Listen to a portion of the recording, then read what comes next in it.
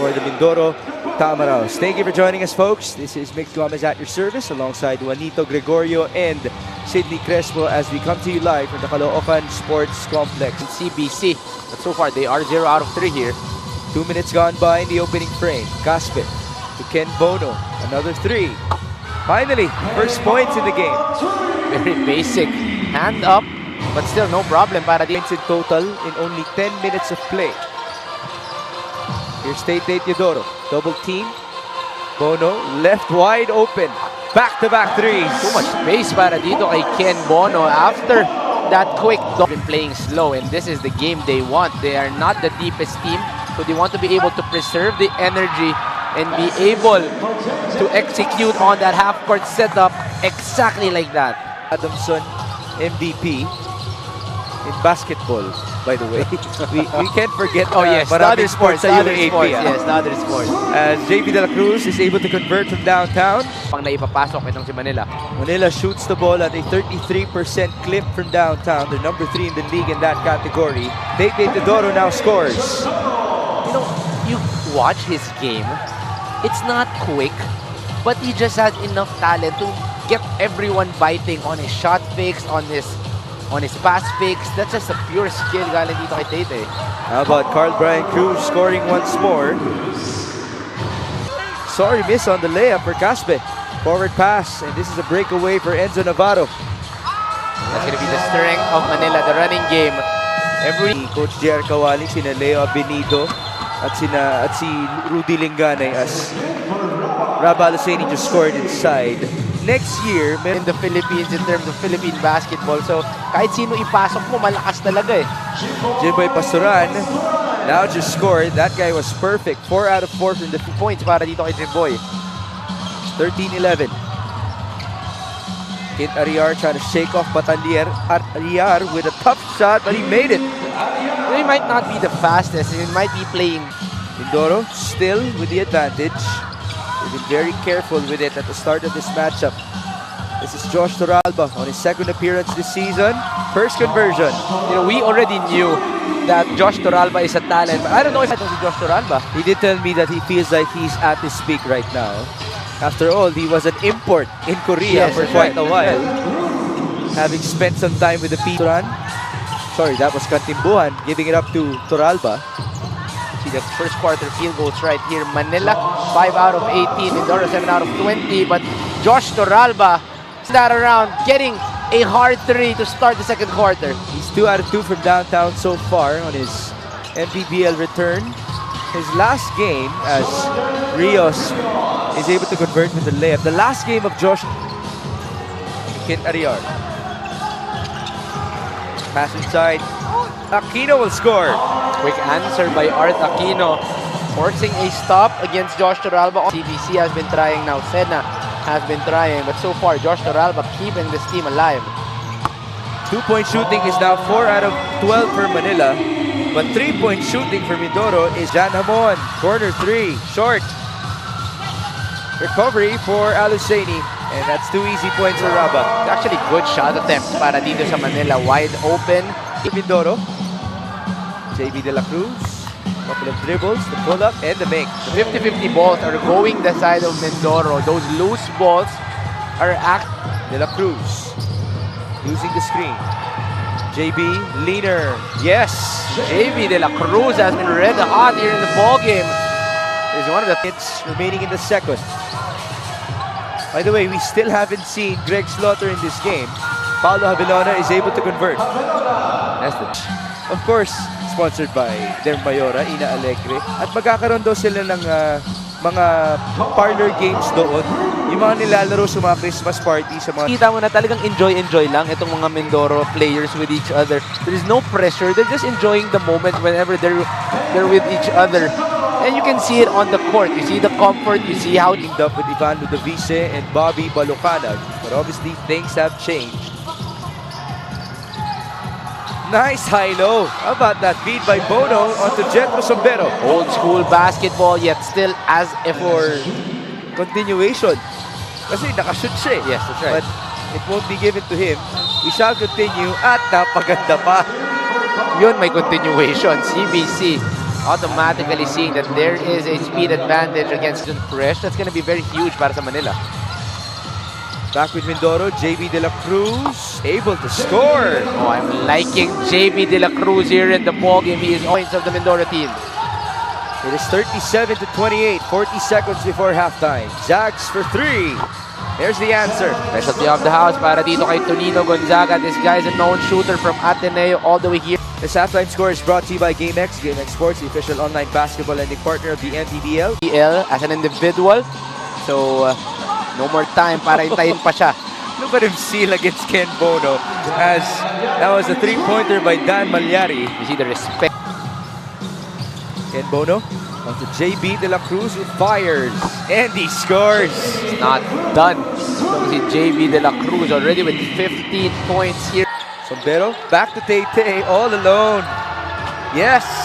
Good recognition by Jetro Sombero. Nakita rin ni Tay Teodoro that there was, which is around his average in the games that Mindoro has tended to lose. He averages 13 in their wins. That's a three-pointer for Enzo Navarro. One guy that needs to step up here in this ball game. JB De La Cruz working with Ken Bono. JB still at it. He flies and he scores. Wow! To have the guts and the confidence to do it against the 7-footer in for 6 for Carl Brian Cruz. Trail job for Greg. That's good. One of the few times that Manila was able to run and get a fast break for Mindoro. After all, Mindoro is dead last in the league in fast break scoring at 9 per game as JJ Caspe just scored. Enzo Navarro, 10 on the shot clock. Two-man game. Navarro will fire. And that usually happens when you go under the screen. This guy's a streak shooter. Jimboy, that is a turnover, but it's stolen back. Slaughter, basket and one. Too long, too strong. Greg Slaughter making the biggest difference here in this ball game. By only 19 seconds in the first half. That's 2 easy points for Lester Reyes. Timbuhan drives. It's Pastoran who fires, and he scores! Good find by Cantimbuan. This guy is one of the most slippery guys we have. And Mindoro. See the numbers right here. First 2 quarters controlled by Mindoro, but in that third frame, Manila outscoring them by 7 points to get the... 10 on the shot clock. Ariar back to JJ, almost a turnover. He fires. Caspe scores. JJ Caspe in this ball game. Last 3. That was three-pointer number 10 for Mindoro out of 30 tries. Pastoran answers back. It's a good find coming from Cantimbuan. I like this duo of Cantimbuan at 3.5 and he's doing it as a guard forward. Cantimbuhan attacking, lefty layup. One thing I love about Buroy Cantimbuan, he gets it back to Doro. Now it's Bono. They go to Kit. Ariar escapes. Ariar will score. Very simple basketball. Shot fake pass. Shot fake pass. Eventually, someone will get open. It's been a tight game after all. It's Alusaini turning around and scoring. This is the biggest lead in the game for Manila. Too long, too strong. He got complex. Mindoro has possession. Tay. Nice fake. Mindoro leans in. That's good. What a beautiful play from Mindoro. You see that? He has to put the shoe on properly. Natanggal. It's not completely in yet, but it still is 2 points for Jimboy Pastoran. Oh, Jimboy Pastoran has been 14 minutes of play for Jimboy Pastoran. Ken Bono fires. That's good. They're not done. They're not done. Ken Bono has missed the last 3. That's 12 points off of 4 3-pointers for Ken Bono. We have a deadlock at 64. Pastoran leans in. Short. Rebound. Greg Zilla. Slaughter, basket and one. Just little you can do when Greg Slaughter is that deep in. Navarro with an open lane. There's the pass. Torralba for 3. Bombs away. You have to credit Enzo Navarro for that play. He got the rebound. He saw that the blue shirts. Para dito kay Greg Slaughter, but that is quality 10 minutes because they have a 6-point lead entering the last 3 minutes of the ball game. Ken Bono is not yet done. That's 3-pointer number 5 for him. 70 to 67. 2 minutes and 40. Pastoran will fire. There's the answer. Jimboy Pastoran for the 2nd straight game is for Manila. 6 on the shot clock. Torralba will shoot. Torralba will score.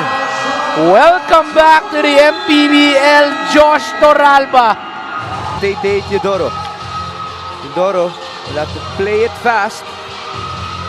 JB fires. De La Cruz will score. Keeping them alive here in the ball game. JB De La Cruz, that is his first bucket here in the fourth quarter. And here come the Tamaraws. Down by 7. A big 3 for JB. Yes, sir. This guy just knows how to ball. JB De La Cruz with 5 straight points. It was shut down. 15 on the shot clock here. Bono will fire. That's good. 76-75. That's a good read. Closing down on Ken Bono. But after that ball swing, siya pa rin ang titira. And that was wide open for Ken Bono. There's a foul as Torralba was bringing down the ball. It's called on JV De La Cruz. In Manila, Torralba will be tested. The first one is good. Josh in this game is 1 out of 1 from the line. Mindoro doesn't have any timeouts left. Still a lot of time here. 12.6 seconds. A lot of time. They're down by 2. 77-75. 8 seconds to go. Caspe. Hounded. That's almost a steal. 3 seconds. De La Cruz is fouled. Oh my goodness. JB De La Cruz can win it from the line. There is a huge call here. But I think Manila wants to challenge. Why not? Worth it for him. Let's watch that again right here. Enzo Navarro could not get a hold of that basketball. JB De La Cruz, quick recognition. Oh yes, that is a pull on Enzo Navarro. That is a pull. It's about these 3. That trims the lead down to 1. This JB De La Cruz, this guy deserves all the credit in this ball game. The second free throw is good for the tie. 77 all, 1.1 remaining is on the line. De La Cruz, third one is good. That bounces in. Mindoro with the advantage. They have 1 second to work with. CBC inbounds. They go to Slaughter. Hounded. That's a steal and that's it. It's back-to-back upsets by the Mindoro Tamaraws. This team is growing. Mindoro once again slaying one of the strongest teams here in the Mpbl. You see Mayor Ina Alegre with all the joy right. This final score is brought to you by GameX. GameX Sports, the official online basketball lending partner of the Mpbl. Basta ending, GameX.